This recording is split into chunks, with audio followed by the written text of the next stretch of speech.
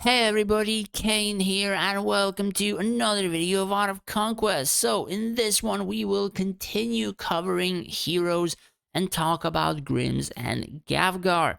Both of these I am not currently using, but I will be adding Gafgar in about 3 days. So starting with Grims. In my own opinion, this hero is pretty much god-awful. In comparison to all the other heroes, this is probably one of the more useless heroes that majority of the formations can put in. For literally all the races except Dwarf, he has absolutely nothing. And the only reason he can be added for dwarves is because of the ammo wagon, increasing ammo capacity, and then reload ammunition for ammo users. But people would say, yeah, but you have mechanists who require ammo. But mechanists don't really do that much damage, at the very least from the release of this video. They don't really do that much damage. So in that sense, increasing ammo capacity for heroes who don't do damage is not going to really help you out. At the same time, you don't really get to cast reload ammunition because whenever Avril usually finishes casting her abilities, the front line is already gone in majority of the cases. So reload ammunition is certainly not going to help save your PvP battles. So aside from that, the only use that I kind of found for this particular hero is Ammo Wagon Exalted, increasing attack speed boost for ammo users. And that pretty much can come down to, say, Kingdom Guardian if you're using two heroes and you want to clear it faster and stuff like that. But many people are clearing it quite often with one hero, depending on which race. Sometimes two, sometimes three, again, depending what kind of race is there. Aside from that, there are events like, I don't know, like those timed events on Mondays where you're clearing like human race on the map or lich or whatever. Depending on the race that you require to beat, you likely would be using Deadeyes, but I think in many cases now we use Sylvani archers. So even then, this has less and less value at the very least right now. So aside from that, you might require to swap potentials from other heroes for this, and likely it's going to cost you more Lunari to swap into this and then out of this. So I don't really find that much use for this hero. Again, only a couple of abilities. Aside from that, if you would want to use this for the weapon, I would suggest Tectonic Axe. So he has 20% more damage mitigation. Since he walks close to the front line, you want him as tanky as possible. For the set, probably you would want to use a Clash of Fate set. I think I have it somewhere here, yeah? Grant Protective Shield to nearby allies, block one instance of incoming damage greater than 20% of units' max HP. That would actually benefit, perhaps save a huge proc of Avril or stuff like that. In terms of trinkets, you would want to get 30% magic resistance of the Excalibur. And then the other trinket is up to you, either more tankiness or maybe +1 to ammo wagon or stuff like that, or any other ability of your choice. Artifact depends where you place him, right? So he doesn't have a specific artifact that would benefit him. So the artifact would be pretty much where you place him, and you will then try to put that artifact to benefit your formation, either buffing your archers, buffing your heroes, or adding some survivability utility to your formation. For Prism, pretty much any buffing Prism that you would require.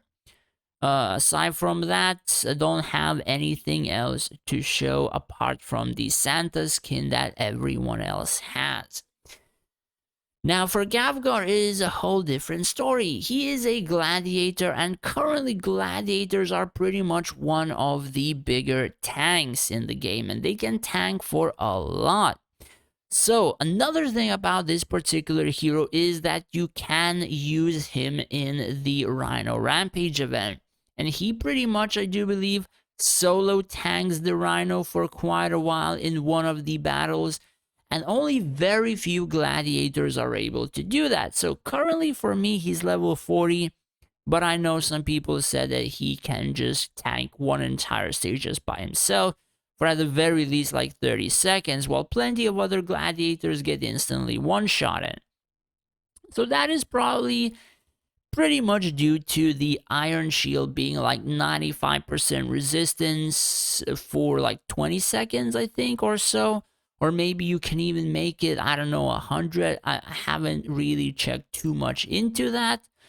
But if I would be adding him into my formation, I would of course use a tectonic axe, and then I would think about if I would have enough resources to either add a full Drake set. If not, then the items would of course differ.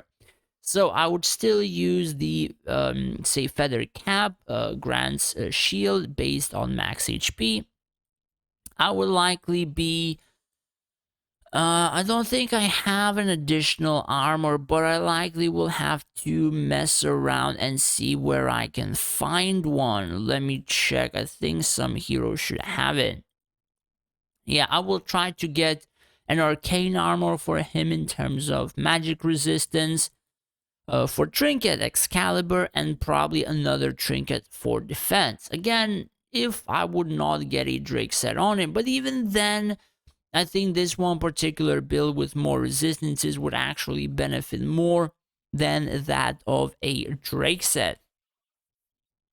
Aside from that, the other weapon would likely be something that might buff one of his abilities, or I don't know, maybe tankiness, but maybe a stun. I don't really know. I'm probably gonna have to think a little bit on that.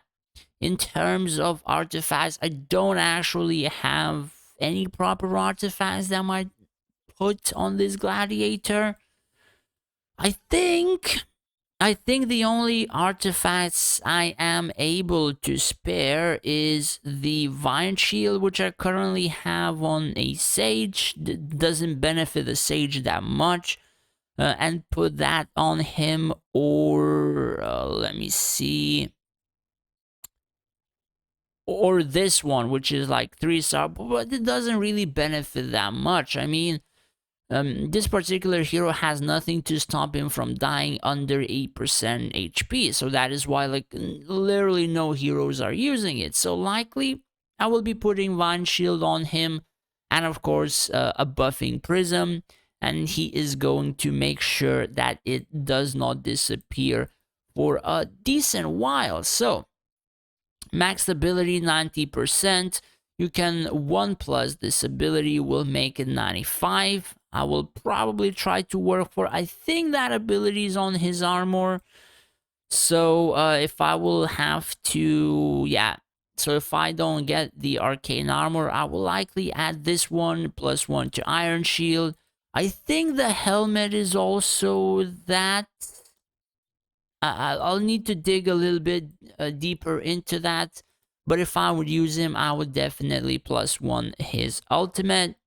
In terms of potential, honestly, I didn't really find anything incredibly useful. Like this particular ability is castable. You're not really gonna cast it pretty often. He's going to be on the stall side for me. This particular ability, chances doubled. Cost too much, but then again, it might help out burst, rather your own stall versus enemy burst. But again, costs quite a bit in terms of Iron Shield after it increases. After this particular one, he's likely to die pretty quick, so a huge cost for his potential 70 and might not really do that much. So aside from that, if you're running Gafgar in terms of the dwarf race, I was speaking now that you would be running him out of the dwarf race. So inside of the dwarf race, you would likely do pyro pincers, because technical mastery you're not gonna be using ironsmiths, yeah. So then you would go for temporary repair, because it would increase a ton of regeneration for your mechs. And then, of course, instead of Iron Shield, you will likely go for Repairman, because mech units equals the mechs on your field as well. So pretty much that would kind of be the build, I guess.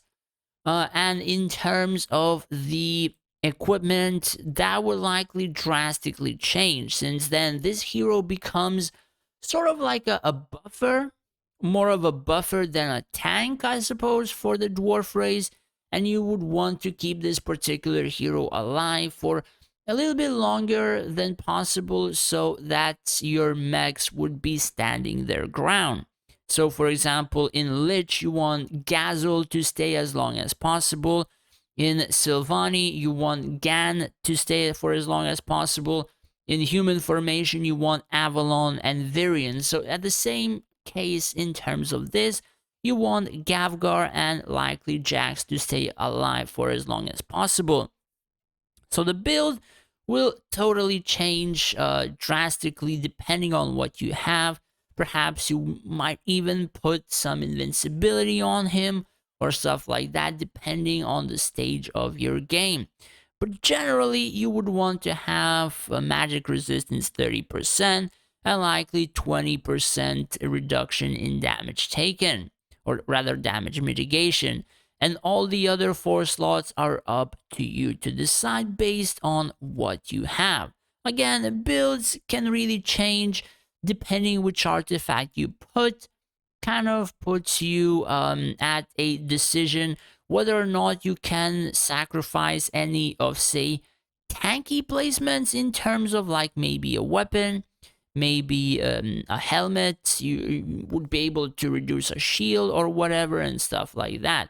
A lot of nuances based on what you currently have. But yeah, that's pretty much it. Hopefully you enjoyed it. Hopefully you learned something new. If you did, do hit that subscribe button. It would help me out a lot.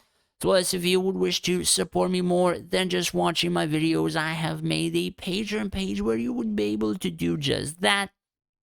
And in return, I would be able to help you out more individually in terms of events, PvP formations, and stuff like that. As well as I would like to thank all of my patrons for the support. I really appreciate it for your subscriptions. Thank you guys so much. Thanks for watching. Take care and stay safe out there.